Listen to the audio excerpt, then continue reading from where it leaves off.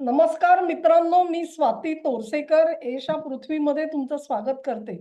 हा व्हिडिओ जसा एशा पृथ्वीवरती प्रकाशित होणार आहे तसाच गौरी नॉमिक्स या चॅनेलवरती सुद्धा प्रकाशित होईल आणि त्याच्या संचालिका डॉक्टर गौरी पिंपळे आज आपल्या सोबत आहेत.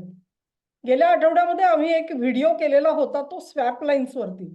म्हणजे अमिरातीला अमेरिकेने स्वॅप लाईन दिल्या त्याचा नेमका अर्थ काय हा समजून सांगितला होता. त्यामध्ये काही लोकांना काही अडचणी आहेत अजूनही. विषय काही जणांना नीटसा समजला नाहीये. तर तुमच्या ज्या काही शंका असतील त्या शंका मला ईमेलवरती पाठवा आणि त्या दूर करण्यासाठी आम्ही खास एक स्वतंत्र एपिसोड त्याच्यासाठी करणार आहोत. आजचा विषय सुद्धा तेवढाच रंजक आहे आणि तो आहे डी-डॉलरायझेशन. हा शब्द हल्ली वारंवार ऐकायला मिळतो आहे. डी-डॉलरायझेशन म्हणजे काय? याबाबत अनेकांच्या मनामध्ये शंका आहेत. म्हणजे काय डॉलर काय हद्दपार करायचा आहे? तो कधी व्यवहारामध्ये असणारच नाहीये. सगळी आपले व्यवहार काय आपण रुपयातच करणार आहोत? की नेमकं काय? मग रुपया आणि जर का जे काही अमेरिकेचं नाणं असणार आहे, त्याचं नातं काय असणार आहे? आणि जर का डॉलर हा प्रभावी नसणार आहे किंवा प्रमुख करन्सी नसेल जगाची, तर मग अशी कोणती करन्सी जगामध्ये येणार आहे, की जी डॉलरचं स्थान घेणार आहे? असं काही होणार आहे का? हा सगळा इतका गहन आणि गुंतागुंतीचा विषय आहे, की तज्ञांची गरज आहे आणि म्हणूनच आज गौरीताई आपल्याला सुरुवातीचं प्राथमिक हा व्हिडिओ आहे फक्त त्याच्यामध्ये आम्ही खूप खोलामध्ये जाणार नाही आहोत, पण निदान वरवर पाहता कॉन्सेप्ट काय आहे एवढा आज समजून घ्यायचा आहे. गौरीताई तुमचं स्वागत करते खूप मनापासून आणि तुमचे जे विश्लेषण आहे त्याची प्रतीक्षा करते आहे. नमस्कार. आता आपण जेव्हा डी-डॉलरायझेशन शब्द वापरतो त्याच्या आधी आपल्याला डॉलरायझेशन म्हणजे काय हे समजून घ्यायला लागेल. आणि डॉलरायझेशन कुठून सुरू झालं? 1945 ला दुसरं महायुद्ध संपल्यानंतर जी नवीन आर्थिक व्यवस्था अस्तित्वात आली त्याच्यामध्ये युनोची स्थापना झाली आणि त्याच्याबरोबर IMF आणि वर्ल्ड बँक या दोघांची स्थापना झाली आणि एक नवीन फायनान्शियल प्रॉपर सिस्टम असावी आर्थिक गडी बसवण्यासाठी अशी गरज भासली. ही गरज का भासली? तर त्याची आधी पार्श्वभूमी होती 1929ची अमेरिकेत आलेली महामंदी. ती महामंदी अतिशय भयावह होती. लोकांकडे खायला खायला अन्न नव्हतं. म्हणजे त्या महामंदीचे जर आपण व्हिडिओ म्हणण्यापेक्षा त्याच्यामध्ये तेव्हाचे आलेले पेपरची कात्रणं बघितली तर अक्षरशः लहान बाळांना त्या आया विकतायत. खायला अन्न नाही म्हणून इतकी विदारक परिस्थिती अमेरिकेची होती. त्यामुळे अमेरिका महामंदीमधून बाहेर आली होती. युरोपीय राष्ट्र जी होती जरी इंडस्ट्रियलायझेशन पुढे गेलं असलं तरी दोन महायुद्धांमुळे ते खिळखिळे झालेले होते आर्थिक दृष्ट्या. त्यामुळे त्यांच्या इंडस्ट्रियलायझेशनला सुद्धा धक्का बसला होता. त्यात अमेरिका महामंदीमधून सावरलेली होती आणि अमेरिकेमध्ये इंडस्ट्रियलायझेशनचा जोर होता तो वाढलेला होता. महामंदीमधून बाहेर पडण्यासाठी अमेरिकेने ज्या उपाययोजना केल्या त्याच्यामध्ये अमेरिकेने त्यांच्या इन्फ्रास्ट्रक्चरवर भर दिला. त्याच्यामुळे अर्थात त्यांच्याकडच्या इंडस्ट्रियलायझेशनला गती मिळाली आणि अमेरिका हा सर्वार्थाने एक काय म्हणतो आपण वर्चस्व करू असू शकणारा देश म्हणून उदयाला आला. आणि त्यात अमेरिकेने स्वतःचं लष्करी सामर्थ्य काय आहे हिरोशिमा आणि नागासाकीवरती अणुबॉम्ब टाकून दाखवून दिलेलं होतं. त्यामुळे अमेरिकेला चॅलेंज करेल असं काही नव्हतं. मग आता नवीन अर्थव्यवस्था उदयाला आलेली आहे त्याच्यासाठी काय असायला पाहिजे? तर त्याच्या आधी 1945 पर्यंत इंग्लंडचं चलन नव्हतं.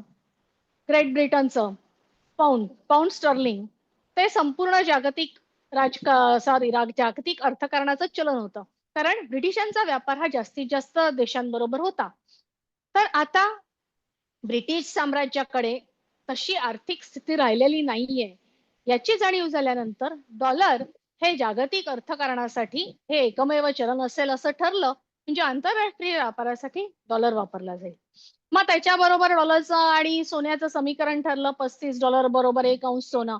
अशा प्रकारे अमेरिकेने डॉलर छापायचे. अमेरिकेकडे तेव्हा 20,000 टन सोनं होतं. 20,000 मेट्रिक टन सोनं होतं. मग ह्याच्यामध्ये दोन गोष्टी होत्या. एक, अमेरिका त्या ठरलेल्या दरानुसार आपलं चलन छापणार म्हणजे डॉलर छापणार हा पहिला मुद्दा. दुसरा मुद्दा, अमेरिकेकडे सोनं आहे 20,000 मेट्रिक टन ते तसंच राहणार. आणि त्याच्यामुळे बाकीच्या जगाला काळजी करायची गरज नाही. अमेरिका याला धक्का लावणार नाही. हा पूर्ण जगाने विश्वास ठेवला आणि ही नवीन आर्थिक व्यवस्था उदयाला आलेली होती. ती स्वीकारली. त्याला कोणीही चॅलेंज केलं नाही. त्यात चॅलेंज केलं नाही म्हणण्यापेक्षा चॅलेंज करू शकणारे देश तेव्हा नव्हते. युरोप आणि अमेरिका यांच्या हातात यांचे हेच सगळ्यात प्रभावी देश होते. जे प्रबळ देश आपण म्हणू ते युरोपामध्ये होते आणि अमेरिका होती. त्यामुळे बाकीच्या देशांना भारत म्हणा किंवा चीन म्हणा या देशांना की तिथे काही बोलण्यासाठी स्वतःचं मतच नव्हतं. कारण भारत तर तेव्हा ब्रिटिशांच्या साम्राज्यातून बाहेरही आला नव्हता 1945ला. 47ला भारत स्वतंत्र झाला. त्याच्यामुळे बाकीच्या देशांना काही आवाज नाही आणि आहे ते स्वीकारण्याशिवाय पर्याय नाही. गडबड कुठे झाली? अमेरिकेने सोन्याशी निगडीत होता डॉलर. त्याचं समीकरण हळूहळू बदलायला सुरुवात केली आणि 71ला अचानक सांगितलं, डॉलर हा सोन्याशी निगडीत नाही. आता गडबड आज अमेरिकेने केल्यानंतर बाकीचे देश जे डॉलरशी त्यांचे चलन डॉलरशी निगडीत होते, ते एका रात्रीमध्ये बदलू शकत नव्हते, की "हो नाही आता आम्ही पण डॉलरशी पेग नाही ठेवत करन्सी." त्यांना ती ठेवावीच लागली. अमेरिकेने डॉलर पेग टू गोल्ड काढून टाकलं आणि dollar is not convertible to gold हे पण केलं. डॉलर हा आधी गोल्डशी कन्व्हर्टेबल होता. म्हणजे डॉलर देऊन अमेरिकेकडून सोनं विकत घेता येत होतं. ते अमेरिकेने काढून टाकलं. अमेरिकेने सांगितलं कोणी डॉलर घेऊन आमच्याकडे आल्यानंतर आम्ही सोनं देणार नाही आणि आता डॉलर हा सोन्याशी निगडीत नाही. नंतर पेट्रो डॉलर अस्तित्वात आला. हे पेट्रो डॉलर तर आपण वारंवार उल्लेख करतो. पण अमेरिकेने याच्यामध्ये काय केलं? हे अमेरिकेला जे स्थान मिळालेलं होतं, त्या स्थानाचा अमेरिकेने गैरफायदा घेतला. सगळ्या देशांनी ठेवलेला जो विश्वास होता, त्या विश्वासाला तडा दिला आणि डॉलरचा वापर हा शस्त्रासारखा केला. हे आपल्याला सद्दाम हुसेनना अटक केली, गद्दाफीनं अटक केली, मग आता मधुरोंना पकडलं. कारण उद्देश एकच की ऑइलचा व्यापार ते दुसऱ्या चलनात करतायत. अमेरिकेला तो करू द्यायचा नाही. सद्दाम हुसेन आणि गद्दाफींच्या वेळेस तर हेच मुख्य कारण होतं. की सद्दाम हुसेननी तेलाचा व्यापार, क्रूड ऑइलचा व्यापार हा डॉलर वगळून युरोमध्ये करण्यासाठी युरोपीय देशांशी करार केले. लिबियाचे राष्ट्राध्यक्ष गद्दाफींनी डॉलर वगळून त्यांचं जे चलन आहे, त्या चलनामध्ये हे करण्यासाठी ऑइल ट्रेड करण्यासाठी आफ्रिकन देशांशी करार केले. आणि हे काय अमेरिकेला रुचलं नाही. म्हणजे नुसतं त्यांनी त्यांचंच काय म्हणतो आपण वर्चस्व नुसतं प्रस्थापित केलं नाही. तर त्याला जो कोणी क्वेशनिंग करेल, जो कोणी धक्का देईल, तिथे त्यांनी लष्करी ताकद वापरली आणि आपली आर्थिक ताकद जी आहे, ती तशीच ठेवण्याचा प्रत्येक वेळेला प्रयत्न केला. आता याच्यामध्ये सगळ्याच देशांना जाणवलं, की हे असं चालणार नाही. ही मनमानी चालू आहे आणि मनमानी आपल्याला डॉलर हा शस्त्रासारखा वापरला जातो. हे मनमानी करणं हे कुठेतरी थांबावं लागेल. त्यात आर्थिक निर्बंध हे अजून एक शस्त्र त्यांच्याकडे होतं. IMF आणि वर्ल्ड बँक दोन्हीकडे अमेरिकेला फक्त अमेरिकेला वेटो पॉवर असल्यामुळे जेव्हा IMFची बेलआउट पॅकेजेस दिली जातात, त्याच्यामध्ये अमेरिका धार्जिण्या निर्णयांनाच परवानगी मिळते. बाकी कुठल्याही निर्णयांना त्या देशाचं हित कशात आहे किंवा काय हे बघितलं जात नाही. वन साइज फिट्स ऑल सगळ्यांकडे एकच नीती आणि त्याच्यामध्ये अमेरिकेचा जास्तीत जास्त फायदा. ह्याच्यामध्ये आर्थिक निर्बंध आले, मग आर्थिक निर्बंध लावा. त्याच्यामध्ये स्विफ्ट सिस्टम जी होती सगळ्यांनी एक्सेप्ट केलेली, त्याच्यामधून देशांना बाहेर काढा. मग ते आंतरराष्ट्रीय व्यापार करणार नाहीत. त्याच्यामुळे त्यांची अर्थव्यवस्था कोसळेल. हे जे काय एक पद्धतशीर अमेरिकेने आपण षडयंत्र म्हटलं तरी चालेल, स्वतःचं वर्चस्व राखण्यासाठी हे केलं होतं. ते कुठेतरी थांबवलं पाहिजे आणि त्याच्यासाठी डॉलर पासून लांब जाणं गरजेचं आहे. हे बहुतेक सगळ्या देशांना जाणवलं आणि मग कशा प्रकारे करता येईल याचं मला वाटतंय कुठे जाहीररित्या नसेल झालं वाच्यता, पण प्रत्येक देश आपापल्या परीने याची जोडणी करत होता, की कशा प्रकारे आपल्याला डॉलर पासून दूर जाता येईल आणि रशिया युक्रेन युद्धाने त्याची एक काय म्हणतो आपण वन स्टेप टुवर्ड्स डिडॉलरायझेशन सुरुवात झाली. एक प्रकारे अमेरिकेने जी सगळ्या जगाची आर्थिक गळचेपी करण्याचा प्रयत्न केला आणि गौरीताई म्हणतायत ना, की विश्वासाला तडा गेला आणि त्यांनी त्यांच्यावर विश्वास जो ठेवला त्याचा गैरफायदा घेतला. तर गौरीताई गैरफायदा घेतला म्हणजे मला जो अर्थ कळतो तो असा, की हे जे फुकटचे डॉलर त्यांना मिळत होते म्हणजे बिना कष्टाचे मिळत होते. एखाद्या अमेरिकेच्या फॅक्टरीमध्ये माल बनतोय, तो माल जगभर विकला जातोय आणि मग त्याच्यातून आलेला जो पैसा आहे, हा पैसा आपण खरा कमावलेला पैसा म्हणू. पण ह्यांना कमावलेल्या पैशाने त्यांचं भागत नव्हतं. नुसता पैसा छापला जात होता आणि तो हवेतून छापला जात होता असं म्हणता येईल. आणि मग हा पैसा वापरायचा आणि माझ्याशी दादागिरी करतो. काय? पाड मोदीला खाली. मग तिथे काय कर, तर तिथे एक $100 बिलियन पाठवून दे. कुठे आशियामध्ये आणखी 4 राजसत्ता या उकडून दे. तो ऐकत नाही का? तिथे युद्ध कर. युद्धामध्ये काय करायचं? तर आपल्याच मॅन्युफॅक्चरर्सना सांगायचं, की तुम्ही सगळे शस्त्रास्त्र बनवा. ती शस्त्रास्त्र नेऊन त्यांच्या डोक्यावरती टाकायची. तो देश बेचिराख करायचा. त्यांना 100 वर्ष मागे न्यायचं आणि मग त्या शस्त्रास्त्र बनवणाऱ्यांना पैसा कोण देत होता? पैसा अमेरिकेचं सरकार देत होतं. सरकारकडे कुठून आला होता? फुकट छापलेला पैसा.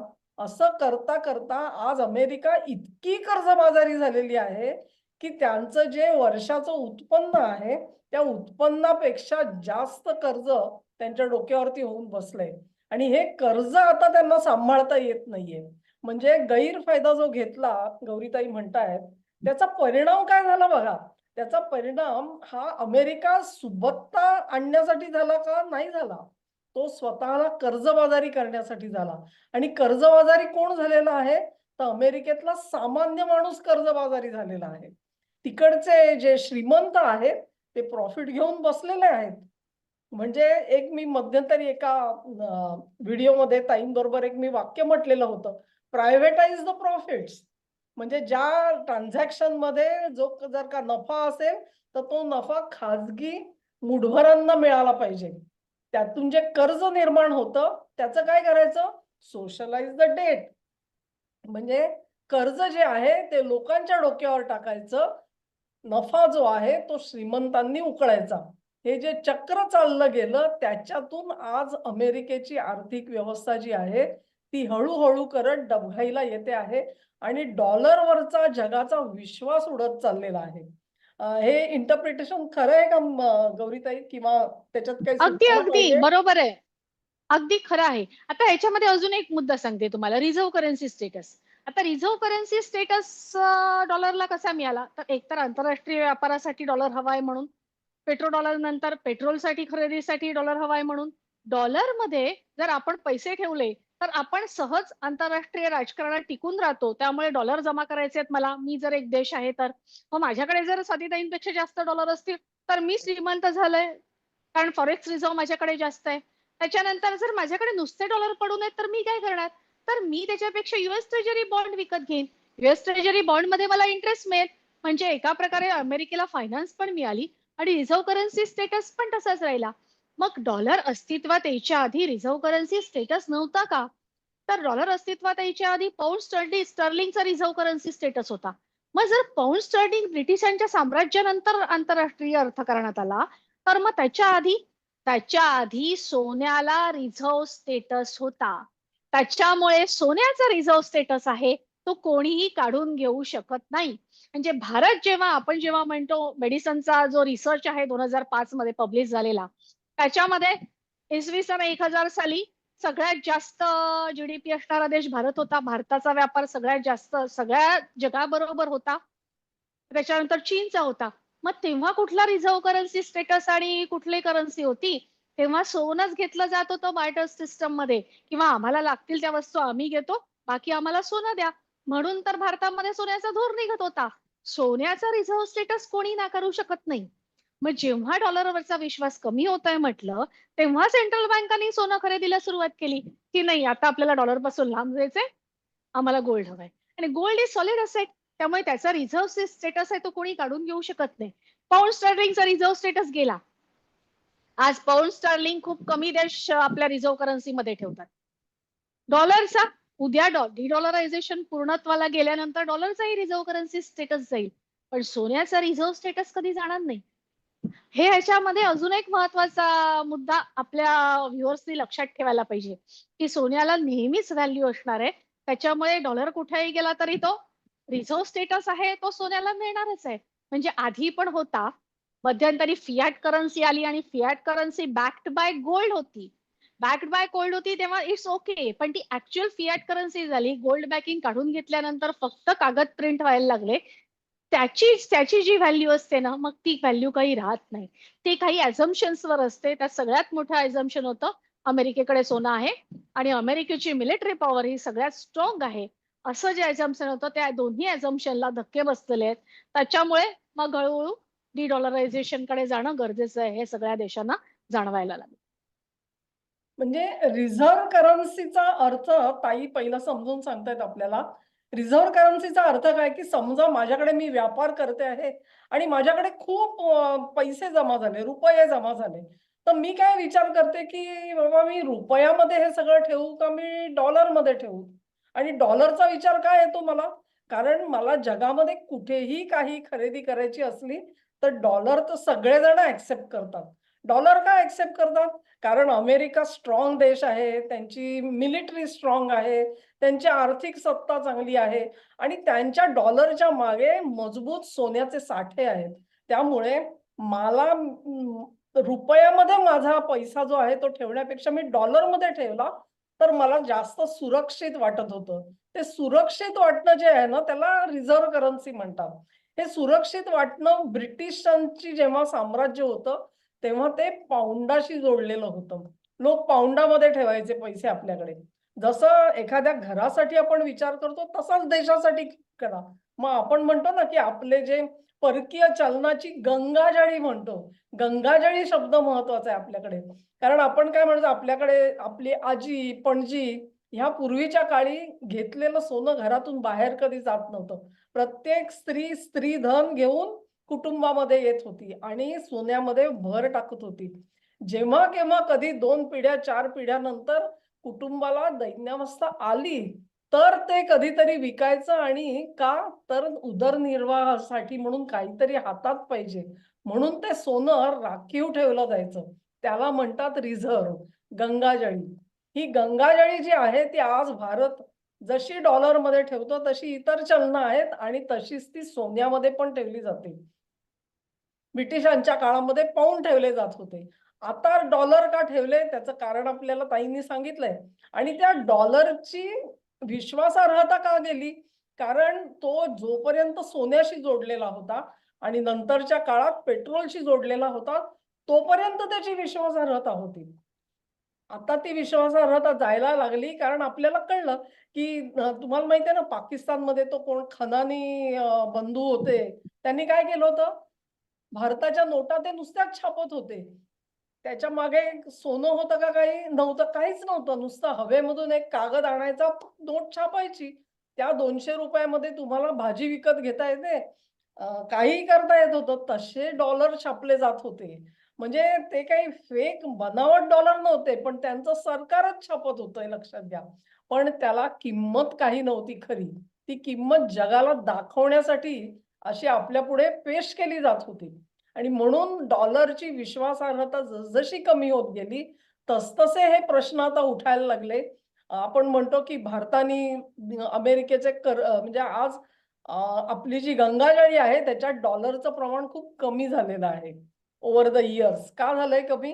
कारण भारताने हळू करत डॉलर हा गंगाजळीत न ठेवता सोनं जास्त ठेवा बाबा, इतर काही ठेवा, असे निर्णय घेतले गेले. आणि त्याचा परिणाम तुम्हाला दिसतो. जे भारताने केलं ते अनेक देशांनी आज करायला सुरुवात केलेली आहे.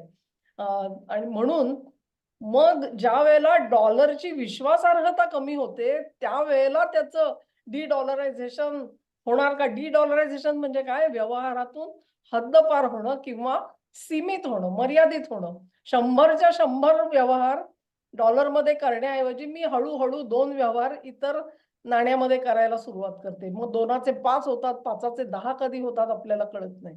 तर ती प्रोसेस आता आपल्याला गौरीताईंकडून ऐकायची आहे. आता ह्याच्यामध्ये आपण लक्षात घेतलं तर रशिया युक्रेन युद्धाचा मी उल्लेख केला की ती डिडॉलरायझेशनची पहिली स्टेप होती. कारण रशियावरती आर्थिक निर्बंध लावल्यानंतर अमेरिकेची अशी अपेक्षा होती की 6 महिन्यात रशिया आर्थिकदृष्ट्या कोलॅप्स होईल, कोसळून पडेल. पण तसं काहीही झालं नाही. कारण पुतीन यांनी दुसरा मार्ग स्वीकारला. त्यांनी डॉलर वगळून करार केले. त्यांनी डॉलर वगळून व्यापारी करार केले. रशियाचं मुख्य उत्पादन आहे ते ऑइल आहे, क्रूड ऑइल आहे. त्या क्रूड ऑइलसाठी भारताबरोबर रुपयामध्ये, चीनसाठी चीन बरोबर युआनमध्ये आणि बाकीच्या देशांबरोबर रुबलमध्ये असं त्यांनी करार केले. आणि त्याच्यामुळे पहिल्यांदा डॉलरला धक्का बसला. डॉलरला धक्का बसल्यानंतर ब्रिक्सचे जे त्याच्यानंतर रशिया युक्रेन युद्धानंतर ब्रिक्स समिट मध्ये बघितलं तर एक एक करत देश वाढत गेले.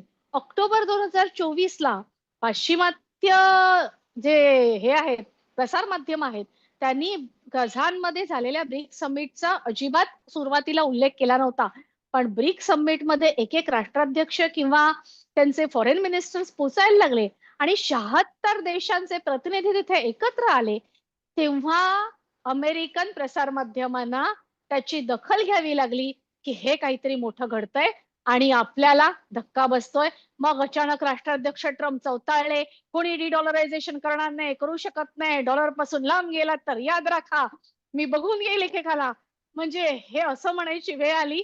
कारण काय झालं तर ब्रिक्स मध्ये क्लिअर कट त्यांनी सांगितलं ब्रिक्सच्या कझान डिक्लेरेशन मध्ये की आपल्याला डॉलर वगळून करार करायचे आणि त्याच्यासाठी कुठली वेगळी सिस्टम अस्तित्वात येणार नाही. तर ज्या ज्या देशांनी सिस्टम डेव्हलप केलेली आहे, रशियाची आहे, चीनकडे CIPS आहे, भारताकडे भारताची सिस्टम आहे, त्याच्यामध्ये ज्या देशांनी ते 2 देश ठरवतील कोणती सिस्टम वापरायची त्याच्याप्रमाणे व्यवहार होतील. तुमच्या स्विफ्टचीही गरज नाही, डॉलरचीही गरज नाही. मग आता काय हा प्रश्न आल्यानंतर ट्रम्पनी टॅरिफ सुरू केलं. खरंय. म्हणजे मला टॅरिफ हा हा तुम्ही करा, पूर्ण करा. हा टॅरिफ लावतो आणि अजून डॉलर गोळा करतो, मग अजून डॉलर स्ट्रॉंग करतो. बरोबर आहे. मला आठवण कसली आली माहितीये का, संत ज्ञानेश्वरांची आठवण आली. एका विशिष्ट त्यांच्या घरामध्ये जे काही झालं त्याच्यानंतर गावानी वाळीत टाकलेलं होतं. मग वाळीत टाकणं म्हणजे काय, तर त्यांच्याशी सगळे व्यवहार बंद करायचं गाव. आणि म्हणून मग ते ज्ञानेश्वरांना जेव्हा मांडे खायची इच्छा झाली, त्यावेळेला मुक्ताबाई म्हणाल्या की मी मांडे तर करीन पण माझ्याकडे तवा सुद्धा नाहीये. तेव्हा त्यांनी पाठ आपली तापवली आणि आता ह्याच्यावर मांडा भाज म्हणून सांगितलं होतं. म्हणजे साधं एक तवा घ्यायचा मातीचा, तर गावातला कुंभार तयार नव्हता त्यांना तो द्यायला तवा. तो काळ असा होता की तो बार्टरचा होता. म्हणजे तुम्ही त्यांना काहीतरी द्यायचं आणि कुंभार तुम्हाला तवा द्यायचा. किंवा कुंभाराला लोहाराची गरज असली तर तो कुंभार त्याला मातीची भांडी देत होता, लोहार त्याला अवजारं देत होता. असं सगळं जग चाललेलं होतं, त्या काळातली गोष्ट सांगते. मग आज अमेरिका जेव्हा म्हणते ना निर्बंध घालायचा म्हणजे काय, ते एक प्रकारे वाळीत टाकणं आहे. आता हे रशियाला वाळीत टाकल्यानंतर चीन म्हणाला ठीक आहे बाबा, मी काही अमेरिकेचं मला काही एवढं नाही. आपण बार्टर करू. त्यावेळी कसं होतं की हा त्याला लोखंडाच्या वस्तू देत होता, तो त्याला मातीचे तवे देत होता. तसे व्यवहार सुद्धा केलेले आहेत किंवा एकमेकांची जी काही चलनं होती. आता ते 2 तर इंडिव्हिज्युअल होते. त्यांनी काय स्वतःची नाणी छापत नव्हते. पण रशिया आणि चीन ह्यांची नाणी आहेत, तेव्हा त्यांनी नाण्यांची व्यवहार केला. अमेरिका आपल्याला वाळीत टाकते म्हणून नाउमेद झाले नव्हते. हा काळ वेगळा आहे अर्थात त्याच्यामुळे. पण एक तुम्हाला उदाहरण समजावं म्हणून सांगितलं. निर्बंध घालणं म्हणजे एखाद्याला वाळीत टाकण्यासारखं होतं. आणि वाळीत टाकलेल्या माणसाचं आयुष्य अत्यंत असह्य होऊन जायचं. तसं अगदी म्हणजे इतकं जरी आपण आज म्हटलं असतं तरी देखील युक्रेन युद्ध बंदी व्हावी असं रशियालाही का वाटतं की कुठून का होईना ते आर्थिक निर्बंध निघून जावेत. कारण माणसं आखडल्यासारखं होतं. तुम्हाला मुक्तपणे जगाशी व्यवहार अजूनही रशियाला करता येत नाहीयेत, इराणला करता येत नाहीयेत. त्यांना काहीतरी चोरवाटा काढाव्या लागतात. त्यांची इच्छा नाहीये पण ती फोर्स केली गेली. का तर तो गावातला जो पाटील बसलेला आहे अमेरिकेतला, तो सांगतो की तुम्हाला आम्ही वाळीत टाकलेलं आहे. अशी अवस्था आहे. पण असं ज्यावेळेला तुम्ही करता त्यावेळेला तुम्ही कुठून ना कुठून तरी त्यांना चोरीच्या मार्गाने का होईना पण व्यवहार करायला भाग पडता आहात. आणि तिथे तुम्ही स्वतःच तुमच्या सत्तेला आव्हान उभं करता आहात. ते आव्हान कधीतरी छोट्या प्रमाणात राहील, कधी ते मोठं होईल. जसं ब्रिक्समध्ये आता 76 देश का पोहोचले? कारण ते कुठेतरी असेच नाडले गेलेले आहेत आणि त्यांनाही असं वाटतं ब्रिक्सच्या नावाने का होईना पण ही जी पाटलाची दादागिरी आहे ती जर का मला थांबवता आली तर बरं होईल. मी पण जातो तिकडे, मी निदान बसतो तरी, काय बोलतात ते ऐकतो तरी निदान. कधी मला जमलं तर मी त्याच्यामध्ये भाग पण घेऊ शकेन. बरोबर आहे का?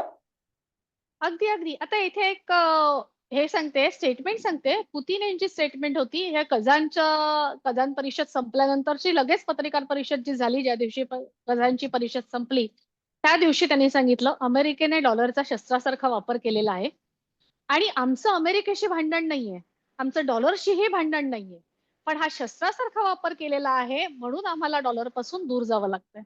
म्हणजे त्यांनी स्पष्टच केलं की तुम्ही जी दादागिरी केली आहे त्या दादागिरीमुळे आम्हाला दुसरे मार्ग शोधावे लागले आणि आम्ही ते करणार आहे. मग आता डिडॉलरायझेशन मध्ये काय होणार? तर आंतरराष्ट्रीय व्यापारासाठी डॉलर वगळून जी चलन असतील ती चलन त्या दोन देशांमध्ये करार असतील त्यांच्या संमतीने होतील. स्विफ्ट सिस्टम वापरली जाणार नाही, त्याच्यापासून ते देश लांब गेले. डॉलर नाही म्हटल्यानंतर स्विफ्ट नाही आली. त्याच्या पुढची स्टेप काय होईल? तर आज जे फायनान्शियल असेट्स आपण जे बॉन्ड्स वगैरे म्हणतो ते जास्तीत जास्त युएस ट्रेजरीच डिलिंग होत आहे. तर तसं न येता ब्रिक्सचे वगैरे बॉन्ड्स येतील आणि ते इन्व्हेस्टमेंट म्हणून घेतले जातील. आणि मग जे युएस ट्रेजरीचा जो डॉमिनन्स आहे आता बॉन्ड्समध्ये, युएस ट्रेजरी बॉन्डचा तो कमी होईल. मग तो कमी झाल्यानंतर आपोआप डॉलरचा डॉमिनन्स आहे तो कमी जातो. मग डॉलरचा डॉमिनन्स कमी झाल्यानंतर काय होईल की डॉलरची व्हॅल्यू आहे ती ऍट पार येईल. ऍट पार येणं म्हणजे काय? तर त्याची ऍक्च्युअल व्हॅल्यू जी आहे तेवढी यायला पाहिजे. ती आता किती टक्के कमी झाली? 11,000 टक्क्यांनी कमी झालेली आहे डॉलरची व्हॅल्यू. कारण ते डॉलर हा सोन्याशी निगडीत होता. $1 बरोबर एक औंस बरोबर $35. त्याच्याप्रमाणे आज औंसाची किंमत काढली तर डॉलर हा 11,000 टक्क्यांनी डेप्रिशिएट झालेला आहे. आता 11,000 टक्क्यांनी डेप्रिशिएट झाला तसा तो डॉलर ऍट पार आणणं तर शक्य नाही सगळ्या देशांच्या तुलनेमध्ये. कारण त्याच्यामुळे काय होईल, सगळ्याच फायनान्शियल असेट्सच्या किमती घसरतील. म्हणजे त्याच्यामध्ये रिअल इस्टेट आहे, स्टॉक मार्केट आहे, पण ते सगळ्या देशांना परवडणार नाही. पण आत्ता जितक्या वाढलेल्या आहेत तेवढ्या वाढलेल्या राहणार नाहीत. तेवढं नक्की जेव्हा डीडॉलरायझेशनची प्रोसेस ही एकदम पीकला येईल, म्हणजे जी फास्ट होईल, त्याचं स्पीड पकडेल, तेव्हा ह्या ज्या असेट्स, फायनान्शियल असेट्स क्रिएट झालेले आहेत त्यात म्हणजे स्टॉक मार्केटचं व्हॅल्युएशन आणि रिअल इस्टेट या दोन्हीच्या व्हॅल्युएशन वरती मोठा परिणाम होईल. आणि मग डॉलर ऍट पार आल्यानंतर ट्रम्पची जी इच्छा आहे की त्यांना मॅन्युफॅक्चरिंग सेक्टर पुन्हा उभं करायचंय वगैरे ते सगळं परत होईल. आता त्या दिवशी मी ट्विटरवर जे असतील त्यांना कदाचित माहिती असेल, श्रीधर वेंबूंनी लिहिलं होतं एक पत्र, डिअर फेलो इंडियन अमेरिकन्स. आणि मग त्याच्यामध्ये तुम्ही भारतात काय आहे याच्याबद्दल बरंच मोठं पत्र येते. तर ते आता मी सगळं सांगू शकत नाही, पण त्याच्यावरती आपल्याकडचे रिनॉन इकॉनॉमिस्ट म्हणजे ते मी ज्यांना गुरु मानते, एस गुरुमूर्ती, त्यांची एक स्टेटमेंट होती की जग पुन्हा दुसऱ्या महायुद्धाच्या वेळेस जिकडे होतं फायनान्शियल असेट्स मध्ये तिकडे त्यावेळेस जाईल म्हणून. असं एस गुरुमूर्तींचं म्हणणं आहे. जे ते खूपच हुशार आहेत आणि त्यांचे प्रेडिक्शन्स फार हे असतात, पूर्ण अभ्यासपूर्ण असतात. त्याच्यामुळे ते मी नाकारू शकत नाही. म्हणजे इथपर्यंत त्यांनी म्हटलंय तर आपण विचार करायला पाहिजे की फायनान्शियल असेट्सचं व्हॅल्युएशन सेकंड वर्ल्ड वॉरला असते तिथपर्यंत जाईल म्हटल्यानंतर किती मागे जाईल. म्हणजे जग पुन्हा तिथपर्यंत जाईल. म्हणजे म्हणजे किती मोठा हा मला म्हणजे कदाचित माझं चुकत असेल, पण भारत जेव्हा स्वतंत्र झाला तेव्हा ₹1 म्हणजे $1 होता. हे खरं आहे का? हो, ₹1 बरोबर $1 होता. म्हणजेच गुरुमूर्ती असं खरंय. म्हणतायत, की तुम्ही तिथपर्यंत जर का जाणार असाल, तर आता परत एकदा रुपया हा ₹1 म्हणजे $1 होऊ शकतो का? त्यांच्या मते कदाचित असं ते सांगायला म्हणजे सूचित करतायत का? होऊ शकेल.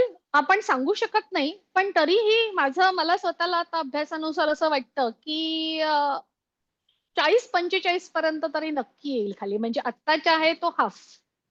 आता ज्या लेव्हलला आहे त्याच्या अर्धा तर नक्की होईल एवढं तर दिसतंय. पुढचं गुरुमूर्तींचा अभ्यास तेवढा आहे आणि ते ऋषितुल्य आहेत. त्यामुळे मी त्यांना नाकारू शकत नाही. आणि माझे गुरुही आहेत या विषयातले. म्हणजे माझा एवढा अभ्यास का? तर मला मार्गदर्शन करणारे तेच आहेत. त्याच्यामुळे मी ते नाकारू शकत नाही. कदाचित होऊही शकेल. त्यांनी बघितलं असेल ते. पण म्हणजे समजा आज माझ्याकडे $1000 आहेत, तर ते मी डॉलर म्हणून न ठेवता समजा रुपये करून टाकले. आज मला काहीतरी 92-93 चा समजा काय 95 चा भाव मिळाला आणि मी 3 वर्ष कायम शांत बसले. तर त्या 3 वर्षांनी जे माझे होतील ते म्हणजे प्रचंड किंमत होईल डॉलरच्या रूपामध्ये म्हटलं तर. कदाचित. हो, नक्कीच. हा, नक्की, नक्की. ओके. म्हणजे अवघड आहे, कल्पना करणं सुद्धा अवघड आहे. डी डॉलरायझेशन हा, मला वाटतं हा जो व्हिडिओ आम्ही बनवतो आहोत तो अगदी प्राथमिक सांगतोय. म्हणजे मूळ म्हणजे आधी डॉलरायझेशन झालं म्हणजे काय ते सांगितलं गौरीताईंनी. डी डॉलरायझेशन म्हणजे काय होऊ शकतं याची आपण थोडीशी झलक बघितलेली आहे. आणखी सुद्धा आपल्याला खोलामध्ये जाता येईल. पण मुळात आधी हा एवढाच विषय हा प्रेक्षकांपर्यंत पोहोचलाय की नाही याची आम्हाला जर का पोचपावती मिळाली तर मग आम्ही पुढे ह्याच्यामध्ये आणखीही माहिती टाकू शकू. आजच्या घडीला आणखी जर का काही सांगायचं असेल तर गौरीताई तुम्ही सांगू शकता म्हणजे. नाही, हा आज आपण जो केला एवढा आजच्यासाठी पुरेसा मला वाटतं, कारण ह्याचे हां, आपल्याला बरेच भाग करता येतील हां. आणि ते खूप इंटरेस्टिंग होतील, कारण एवढं सगळं 80 वर्षामध्ये अमेरिकेने केलेलं आहे. हं. डॉलरच्या हेजिमोनी, डॉलरचं जे वर्चस्व आहे त्याच्या खाली अमेरिकेने बरंच जे काही केलेलं आहे फायनान्स वर्ल्डमध्ये, ते एक्सप्लेन करायचं म्हटलं तर आपल्याला अजून व्हिडिओ करावे लागतील. आपण वाटल्यास याचे भाग करू. प्रेक्षकांच्या कमेंटही येऊ देत. त्यांना कसं वाटलं, हां, काय वाटलं? बरोबर आहे. आणि कुठे हां, आपण अडलं तुम्हाला म्हणजे अमुक विषय कळला, तमुक कळला नाही. याचे जर का तपशील आम्हाला मिळाले तर आम्ही तसं पुढच्या व्हिडिओमध्ये सुद्धा आणखी स्पष्ट करण्याचा प्रयत्न करू. हा विषय खूप तसा गुंतागुंतीचा आहे आणि तो असा एका व्हिडिओमध्ये सांगण्यासारखा नाहीये. पण मला खात्री आहे की आम्ही थोडा प्रयत्न केलेला आहे त्याच्यासाठी. तुमच्याकडून जितका उत्स्फूर्त प्रतिसाद मिळेल तेच आमच्यासाठी खूप मोठी प्रेरणा असेल. अ, आजचा जो हा विषय इतका सोपा करून सांगितला त्याच्यासाठी मी गौरीताईंचे आभार मानते. त्यांनी एवढा वेळ काढला आपल्यासाठी मुळात. आपल्या चॅनेलवरती आल्या त्या. तेव्हा हा व्हिडिओ तुम्हाला आवडला असेल तर लाईक आणि शेअर करा. दोन्ही चॅनेलवरती गौरीनॉमिक्सवर आणि एशा पृथ्वीवर आणि दोन्ही चॅनेलला तुमचं सबस्क्रिप्शन मात्र जरूर करा. धन्यवाद तुमच्या सहकार्याबद्दल आणि आमच्यासोबत येण्याबद्दल. गौरीताईंचे सुद्धा आभार मानते. धन्यवाद. धन्यवाद.